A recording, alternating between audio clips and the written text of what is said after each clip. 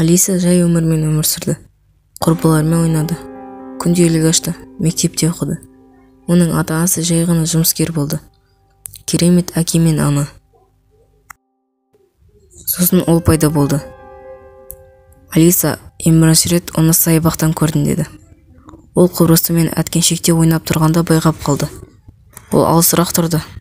Бірақ Алиса өзіне қарап тұрғанын байқап қалды. Алиса құрбысына осы шалды көрсетті. Оны көрген Таня күнге күйіп қалған деді. Ол жоғалып кетті. Уақыт өтті. Ал әлгі шал Алисаны аңдып жүрді.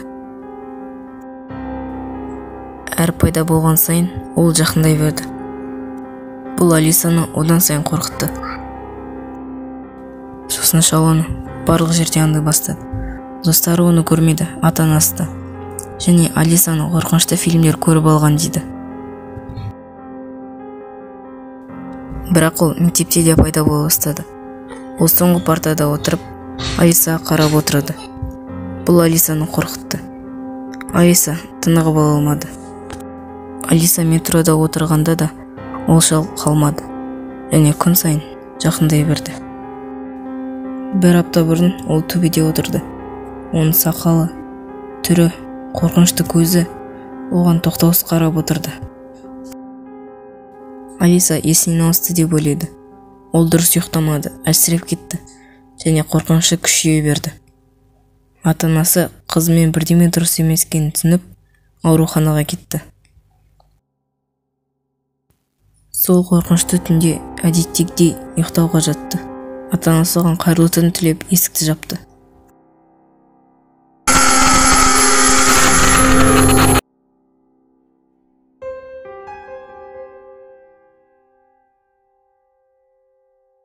Алиса есін жоғалтты. Ауруханада оянды. Көз алдында ата-анасы және дәрігер тұрды. Анасы жылап тұрды. Ал әкем оны құшақтап тұрды. Алиса бір жамандық болғанын түсінді. Оған рак диагнозын қойды. Ол күнде жақындай берді. Әлгі шал секілді.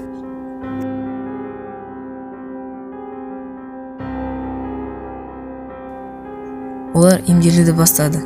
Және бір айдан соң дәрігер оларды қуантты. Ракты жеңіп келе жатыр. Рак алыстай берді. Олардың жолы болды, себебі ауруханаға дәл уақытында келді. Ал әлгі шал арасында ғана көрінді. Және жарты жылдан кейін ол жоқ болып кетті.